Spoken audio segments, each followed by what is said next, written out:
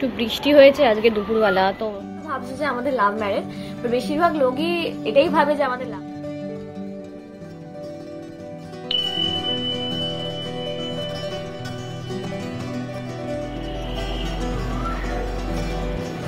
High guys, I hope you are all good.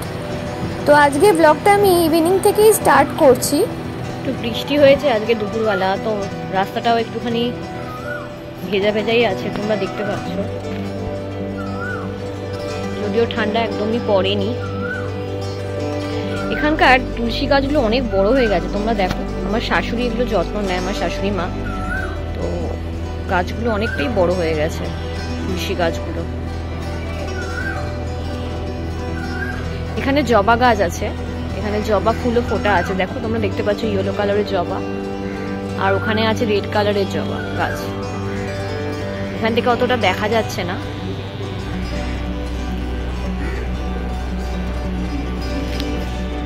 আজকে আমি একটুখানি ক্রিমি পাস্তা বানাবো। বাড়িতে কিছু প্রন ছিল, তো সেই প্রন দিয়ে ভাবলাম বানাবো, চিকেন নেই।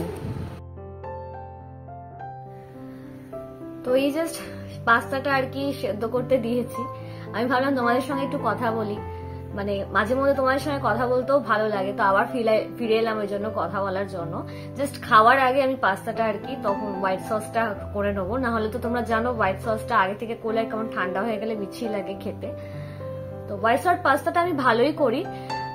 আমি অনেক সময় ক্রিম দিয়ে করি, অনেক সময় হোয়াইট সস বানিয়েই করি। তো এনিওয়ে ভালো হয়, বেশ মোটামুটি ভালোই হয়। তো আজকে তোমাদের কিছু কথা বলবো আমার হাজবেন্ড মানে অভি সম্বন্ধে। তো এমনি আমাদের বিয়ের সম্পর্কে হয়তো আগেও তোমাদেরকে বলেছি যে আমাদের অ্যারেঞ্জ ম্যারেজ ছিল। তো যারা নতুন সাবস্ক্রাইবার তাদের জন্য আমি বলছি, তোমরা হয়তো ভাবছো যে আমাদের লাভ ম্যারেজ, বেশিরভাগ লোকই এটাই ভাবে যে আমাদের লাভ ম্যারেজ, বাট অ্যাকচুয়ালি আমাদের লাভ ম্যারেজ নয়, আমাদের অ্যারেঞ্জ ম্যারেজ। আমাদের জাস্ট 2016-এ আমাদের দেখা হয়েছিল, মানে আমাদের অনলাইন যে ফেসবুকে, অ্যাকচুয়ালি ফেসবুকে ও আমাকে ফার্স্ট অ্যাপ্রোচটা করেছিল আমার শাদি.com এর প্রোফাইল দেখে, এবং তারপরে আমাদের সঙ্গে একটু কথা, মানে আমাদের মেসেজের মাধ্যমে একটু কথাবার্তা হয়। তখন আমি ওকে বলি যে আমার তো যেহেতু অ্যারেঞ্জ ম্যারেজ, তো আমাদের কথাবার্তা তো পুরোপুরি ডিপেন্ডেন্ট নয়, আমাদের ফ্যামিলিটা ইনভলভ হওয়াটাই বেশি ইম্পর্টেন্ট। তো সেই জন্য আমাদের দুজনকে কথা বলে পছন্দ হলো, তারপরে আমরা ফ্যামিলিকে ইনভলভ করলাম। তো আমার বাড়িতে অতটা কুষ্টিতে বিলিভ করে না, বাট আমার মানে হাজবেন্ডের বাড়িতে খুব কুষ্টি এইসব মানে। তো আমার হাজবেন্ডের মানে আমার যে মামুনি, মানে আমার শাশুড়ি মা, তো উনি বললেন যে তোমার জন্ম তালিকা, কুষ্টি তালিকা এইসব দাও। তো সেটা মিলিয়ে দেখলে যদি মিল হয় তবে আমরা কথা এগোবো। তো এই নিয়ে আমাদের দুজনের খুব ভালো মিল হয়েছিল, মানে আমরা রাজজোটক বলতে পারো। জানি না এগুলো রিয়েল লাইফে কতটা রাজজোটক জানি না, বাট সত্যি কুষ্টি অনুযায়ী আমাদের খুব রাজজোটক। বিকজ আমাদের জন্ম যে ডেটটা থাকে আর কি, স্যাটারডে, দুজনেই স্যাটারডে ছিল, এবং আমাদের দুজনের রাশিও সেম। ইনফ্যাক্ট আমাদের যে নক্ষত্র সেটাও সেম ছিল। তো মোটামুটি আমাদের অনেক কিছুই সিমিলার ছিল। তো সেই জন্য আমার শাশুড়ি মা খুবই খুশি হয়েছিলেন, এবং তারপরে আমাদের দেখতে আসেন, এবং দেখে আমাদের দুজনের প্রথম দেখাতে আমাদের খুব ভালো লেগেছিল। ছবিটা তো দেখলে অতটা বোঝা যায় না, সামনাসামনি যতক্ষণ ফেস করবে। প্রথম যেদিনকে এসেছিল আমার হাজবেন্ড দেখে মনে হচ্ছিল ভাজা মাছ উল্টে খেতে জানে না, মানে একদম মাথা নিচু করে বসেছিল আমার সামনে।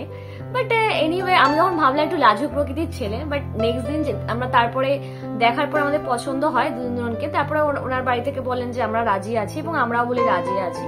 তো তারপর আমরা ফার্স্ট ডেট যাই। তো ডেটটা হয়েছিল আমাদের বার্থডে দিনকে, অ্যাকচুয়ালি আমাদের ফার্স্ট ডেট হয়েছিল। তো আমি গেছিলাম তো দেখা করতে, তো ও এসেছিল হসপিটাল থেকে তখন নাইট ডিউটি থাকতো না অ্যাকচুয়ালি, তো ইভিনিং এ ফিরে আসতো।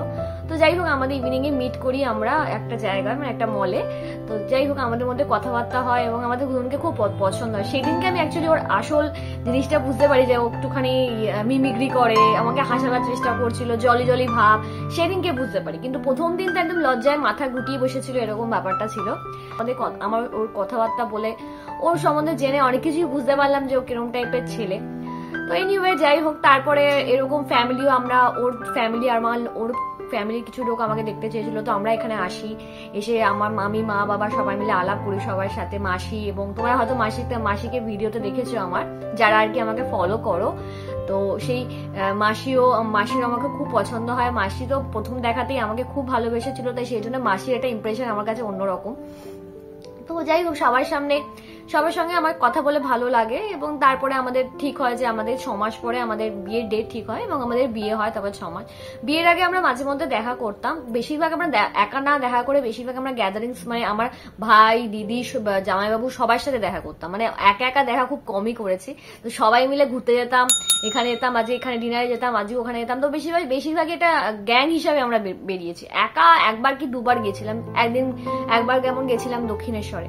তো সেরকম ব্যাপার, তাও খুব কমই দেখা হয়েছে। 6 মাসে হার্ডলি আমাদের সব মিলিয়ে বোধহয় 12 থেকে 13 বারই দেখা হয়েছে। তারপরে আমাদের বিয়ে হয়, বিয়ে সরস্বতী পুজোর থেকে কিছুদিন পরেই আমাদের বিয়ে হয়েছিল। তো যাই হোক, আমাদের বিয়েটা ঠিকঠাকই হয়ে যায়, সবই হয়ে যায়। তারপর তো তোমরা জানো সবকিছু, যে ঘটনা 7 বছর এভাবেই চলছে আমাদের মধ্যে। আমরা দুজনের ফ্রেন্ড বেশি, মানে আমাদের মধ্যে হাজবেন্ড ওয়াইফের রিলেশনের থেকে ফ্রেন্ডশিপটা অনেক বেশি আছে। মাথা গরম তো ওর ভীষণ মাথা গরম, আমার প্রতি ভীষণ মাথা গরম করে। মানে যখন আমাদের রাগ হয়, আমরা দুজনেই রাগি অ্যাকচুয়ালি, কেউই শান্ত টাইপের নয়। তো ঝগড়া হলে প্রচন্ড মাপের ঝগড়া হয়ে যায়। ওই জন্য ও রেগে যায়, আমিও রেগে যাই। ওর গলার ভয়েসটা খুব বেশি, তো ওর ভয়েসটা বেশি হয়ে গেলে আরো ওর মাথা গরম হয়ে যায়। মানে এরকম আর কি ব্যাপারটা। কিন্তু তারপরে আবার সব ঠিক হয়ে যায় কিছুক্ষণের মধ্যেই। মানে এইভাবেই তো আছি আমরা 7 বছর, তো এইভাবেই চলে গেছে আমাদের মধ্যে সবকিছু। এনিওয়ে, অনেক কথা তোমাদেরকে বললাম। তোমাদেরকে কথা বলে আমার বেশ ভালো লাগে, মানে নিজের মনের কথা তোমাদেরকে শেয়ার করি। এনিওয়ে, ও এখন একটু বাইরে কাছে গেছে, কিছুক্ষণ পর চলে আসবে। তো সেই জন্য পাস্তাটা রেডি, তখন ও আস্তে আস্তে এখন 8টাই বাজবে, মানে অলমোস্ট আমার যখন ডিনার হবে তখনই আসবে। তখন ওকে পাস্তাটা, ও অ্যাকচুয়ালি লেট ডিনার করে, অ্যাটলিস্ট 9:30টার সময়। আমি তো জানো তোমরা যে 8টার সময় ডিনার করি। আমার একটা কমপ্লিট ডায়েট ফলো করি, আমি সেই ডায়েট অনুযায়ী টাইমটা চলছে। হ্যাঁ, আমি বলছি না যে আমি রেগুলার আমি হেলদি খাবার খাই, কিন্তু চেষ্টা করি যে উইকে বেশিরভাগ দিন হেলদি খেলতে, আর 1-2 দিন একটুখানি এদিক ওদিক হয়ে যায়, বাট হেলদি খাবারই চেষ্টা করি। তোমাদের কাছে আবার ফিরে আসছি, আমার পাস্তাটা রেডি করবো, তখন তোমাদের কাছে আবার দেখাবো যে আমি কিভাবে এই পাস্তাটা করছি। তোমরা আমার সঙ্গে থেকো, হ্যাঁ, আর প্লিজ ভিডিওটা স্কিপ করো না, ফুল দেখো। তো এখন পাস্তাটা রেডি করছি। এখন বাজে 7:30, 8টার সময় আমি খাই। তো আশা করি যে এর মধ্যে টাইমটার মধ্যে হয়ে যাবে এটা। তো পাস্তা তো আমি মাঝে মধ্যেই করি, কখনো আমি নর্মালি বানাই, আবার কখনো একটু হেলদি ভাবে বানাই। তো আজকে যেহেতু ক্রিমি পাস্তা বানাচ্ছি, তো একটু তো ফ্যাট থাকবেই ওর মধ্যে, তাও খেতে ইচ্ছা করছে তাই বানাচ্ছি। অ্যাটলিস্ট বাইরের খাবারের থেকে বাড়িতে বানালে অনেক বেটার। তো আমি সেই জন্য একটু বাটার ব্রাশ করে নিলাম এবং তার সঙ্গে একটু অলিভ অয়েল মেশালাম। এরপর একটু চপ এর মধ্যে গার্লিক দিয়ে দিলাম এবং এরপর একটু কোচানো পেঁয়াজ এর মধ্যে দিয়ে দিলাম। আমার কাছে প্রন ছিল, কোনো চিকেন ছিল না, সেই জন্য প্রন দিয়ে আজকে এটা করব, তাই প্রন দিয়ে দিলাম। এরপরে দিলাম একটু ক্যাপসিকাম। তোমরা চাইলে বেল পেপারও অ্যাড করতে পারো, আমার কাছে ছিল না তাই দিলাম না। বিভিন্ন ভাবেই এই রেসিপিটা করা যায়, কখনো হোয়াইট সস বানিয়েও করা যায়, কখনো শুধুমাত্র ফ্রেশ ক্রিম দিয়েই বানানো যায়।